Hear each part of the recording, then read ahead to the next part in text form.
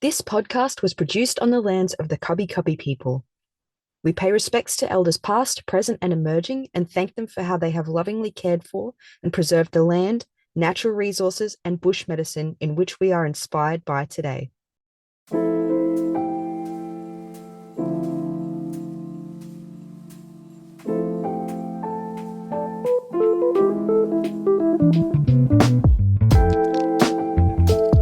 Hello, and welcome to the Students of Natural Health podcast. My name is Dana Laura. I am a student naturopath from Australia, and I will be your host for today. So, my very first guest that we have on is a nutrition student from Australia. She started her degree later in her 40s, which is pretty awesome. I want to welcome you to the pod. Hello, Sara Dengate, the nutritionist, aka my mum. How you going? Hello. How does it Thank you for feel? having me. Thank you. Thank you for agreeing to be in another one of my projects. It's just like school, hey? Yep.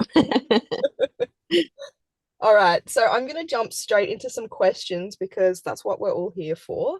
It's just about the student experience of being a nutritionist in Australia. What is your motivation to study your degree? My motivation came from, well, I went along to an open day with you and signed up. Nutrition was something that I was interested in because at the time I was losing weight. I'd lost 30 kilos, and that had mainly come about from change in diet. And I loved the way I felt, and I wanted everybody else to feel the way I felt, and thought that perhaps it might be a way of helping other people while helping myself. That's really cool. And it's, I Yeah. suppose, a part of that empowerment is that a pretty focal point of the role of the nutritionist, I should say. Health looks like lots of different things at different times in your life, whether you're eating to lose weight or eating for a competition, it's going to look like different things at different times. Or, Yeah, like you've just had a baby yourself, like your nutrition needs are so different to what they would have been when you were a teenager. So health looks like lots of different things, and our nutritional needs change a lot. yeah, well said. Do you have a particular area of interest with nutrition? Like, would you say that it's weight loss or I guess I'm interested in healthy eating to maintain a healthy weight because it's relevant to me because that's something that I personally struggled with. But then every single subject that I've done on everything that I've leapt into and learnt about, I've really enjoyed and taken the most from it. Like whether you're looking at nutrition needs for a minority population or down to an individual level, they're so different. So, and they're all really interesting. yeah? Have you had a favorite subject that you studied so far? My favorite subject was one that I thought would be really difficult, but I really enjoyed epidemiology, looking at how different diseases come about. And it's really that deep dive research.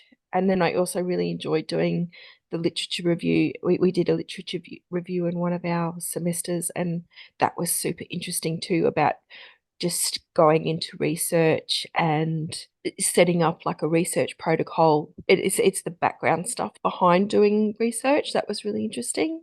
That is interesting because it's such a different area compared to what you were initially going, the reason why you were initially wanting to drawn to nutrition, I should say. Oh, and look, my interest changes every single subject that I do because like I don't want to be committed and tied down to just doing one thing anyway. Like what we start off doing isn't always what we end up doing.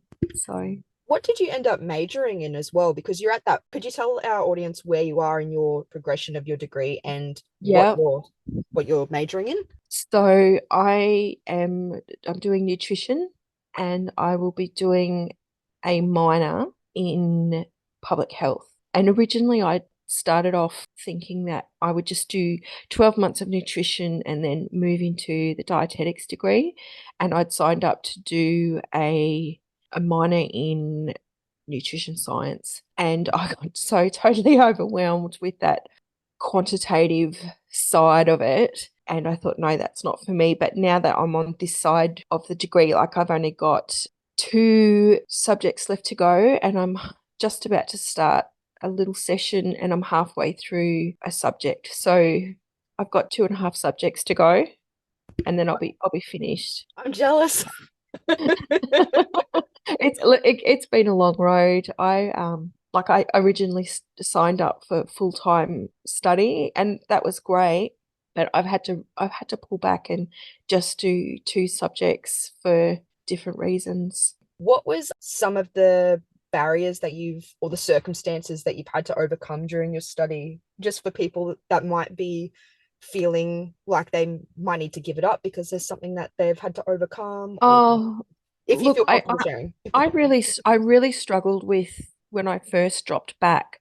I actually took a whole 6 months off. I didn't study anything because at the time we lost my partner's father, and we were just juggling a lot with our my work life balance. So I actually just took 12 months off. And I was so excited to go back when it was time to go back, but I just went back 3 subjects, and then I dropped back to the 2 subjects after that. So what I should have done in 3 years, it's taken me 5. How are you feeling about it? You're okay with your decision that you've done with that? My motivation to do the work and do the study varies. I Yeah. really had to I really had to push myself to go back this semester. But I'm really glad that I've done it because it's such a sense of achievement. One, to finish something that you start, but two, just to reach those bigger long-term goals, or I guess it's not a really long-term goal, but deciding that you're going to do something this week and then finishing it 5 years later, that's a really big achievement. And I just keep that in mind. Yeah, 100%. I suppose as well that motivation drops is such a normal part of the student experience because this is such a massive chunk of your life that, well, not massive, but like, it's a couple of years of your life that you're dedicating to finishing something. Um, Yeah. and Yeah. burnout can be quite a common occurrence as well. What are some of the techniques that you've used to keep your motivation high and to, yeah, overcome low motivation or burnout? Well, I guess I always just try to look forward to that light at the end of the tunnel. And I keep thinking about graduation and the amazing pair of shoes I'm going to wear to my graduation. I love it. I also, like, I ask for help at home. Like, I'll say to my partner, I really need you to help me. Could you help me with the meals or with some of the other things that need to be done at home so that I can focus on what I'm doing? It's so short term, those things. I suppose you could say that that's using all of the support that's around you and leaning on other people. That's important. Oh, absolutely, absolutely. Which university do you attend if you are comfortable answering? And do you Yeah, recommend it? I go to USC or UniSC, so that's University of Sunshine Coast, and I Sorry. felt I was part of a community, whereas like the sense of a community that you get from being on campus and just through all of their emails, like it's such an inclusive place. Like I was really worried about being the oldest one, but I've never felt like that. I've always felt totally supported and That's really cool. It seems to be a bit of a down to earth sort of campus, hey. yeah, well, look, I'm I'm average. That's a Like there's lie. nothing That's a lie. there's nothing special about me. I'm white, I'm in my 40s, you know, I'm a heterosexual, but if you were facing different diversities and challenges that made things just that little bit harder, it's such a supportive, inclusive place. And they have been nothing but supportive with me. Like I've had a couple of we've had to take extensions on assignments because I've been in hospital, having various operations, and They have been so supportive and given me extra time without penalisation, and it's just been nothing but supportive. That's So, really and if you don't understand something, they've got everything there. Like I've had lots of help with STEM to get through some of the challenges that I've faced with learning there, and it's you never feel silly asking for help. I think that's really important for our listeners to know. I love what you've said there.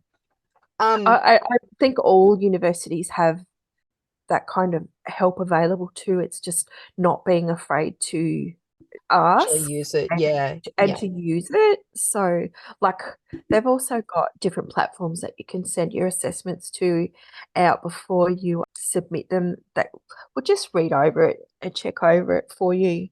And I always find that really helpful too. And I always try to use the resources at hand. You're a very active student. I love it. Well, I could be more active. Like they were always asking for volunteers or, to get involved with some of the societies. And I love the idea of doing more, but I just can't take on any more workload at the moment. I think that's really good that you've recognized that in yourself too. Like that's also a part of avoiding burnout is not taking on more than you can handle at the moment. What is something you wish you knew before starting the degree? I wish I knew it was a science degree. But you've actually done really well. Like, I think that's a big barrier to a lot of people who are attending like doing natural health degrees. I think some people can get put off by the science. How did you go with it? Oh, look, I've cried. But those stresses are so short-lived. Like you've got to be able to just, okay, I didn't quite get that one, but I'll get the next one. And you've got to put the time in and do the work and do the learning and do the reading. That's the biggest thing is to if you're doing your reading and then what you don't grasp, go to STEM for, go, and get that help. So, and the other thing that's amazing is like peer teach and peer learning. So, I've signed up to study groups at different times, which have been amazing because when you're learning from peers and teaching with peers, that really helps too. So, and sometimes look, the you just in learning mode all the time, and sometimes it sort of comes a little bit easier, but yeah, it's so short-lived. It's 13 or 14 weeks. Yeah, And then when yeah. you come out the other side, you just know that little bit more. Yeah, that's it. You've already So sort of answered my next question, clever you, which was what has been some of your favorite resources that you've utilized in your degree? So you would say like the peer study sessions and the tutoring, and is there anything else that you've have found really invaluable? everything that you do is in your first year, even your first couple of years is it's foundational. Every course that you do, it's setting you up for the next course or for your practicals. So I guess going to every workshop and every tutorial is that's where the real learning goes on. So then you can put it into practice when it comes to your exam or the next thing that you do. That's smart because But we're paying for it too, hey. oh yes, yeah, and everything, like we own that. You own that once you've done it, that belongs to you. Probably the textbooks too. Do you think you'll be keeping them? Like have you got some that you're holding on to? No, I'm not attached to my textbooks at all, but it's important. It's important to have them so that you can access them and read them and go through the work and just cement that learning. For me, that's been valuable, really valuable tool. Yeah, cool. What is something that you've learnt in your degree that has changed your life personally? Just because somebody says it doesn't make it true. Yeah, nice one. Like, just because they've said it on the news or we learnt it, that's the other thing too, is what we learnt in high school, what you learn in high school when it comes to health science is so different. It's such an evolving topic. Yeah. So, You've been so given a lot of tools as well to sort of decipher things for yourself now, hey, and to be able to see things through a more critical lens. yeah, it's that critical thinking and understanding what that actually means, and then being able to make, like a really informed, true decision about Yeah. something. It doesn't mean that you know more or that you're smarter or better than anybody, just that you can make your mind up about how true something is. And if you're doubtful, you know how to look for the answers properly. Yeah, totally. I love that. So yeah. What is next for you after you complete your degree? Dream big. I don't know. Like sometimes I think, okay, I would like to go on and do another degree in maybe secondary, like an education degree, Yeah. and then Yeah. and then I think, oh, okay, well, actually, I'd really like to do my honors, so I could go down some research pathways, and then I think, no, I just could go and work in Coles and be perfectly happy And never have to doing, submit another assignment again. yeah, yeah. So like, you know, Do you ever I consider dietetics again? yeah, I love the idea of it, but the difference between a nutrition and dietetics is the dietitians work with people who have their ailment and the disease, and the nutritionists work with the healthy people. What about research? I know, like, off the podcast, when you and I have been chatting about uni, you've seemed to be a little bit interested in research. That could be really cool. It would be more of a sort of qualitative research. I don't want to be in a laboratory looking down a microscope Fair, and fair. doing that kind of research. It would be more getting a deep understanding of why people eat what they eat. Maybe honors, we'll see. I think in the future we're seeing, the graduation and perhaps a celebratory cruise, and then we'll think about it later. Hey, Definitely. oh, I love it. So, Maybe a future podcasting episode is needed for where Sarah's ended up in a few years' time. And I just want to thank you so uh, much. I'll still be your mum in a few years' time. So, and your biggest fan. So, we'll go from there. Oh, thank you. Yeah, I just want to thank you so much for being on the podcast. And I just want to, yeah, I hope that this has inspired our listeners. Just like have some more relatable people and relatable stories. I think that was really brilliant. If I could give one piece of advice to Yes. anybody, young or older, it would be to just go for it. Like if you're thinking about doing study, just go for it, because it fills my cup in some demented way.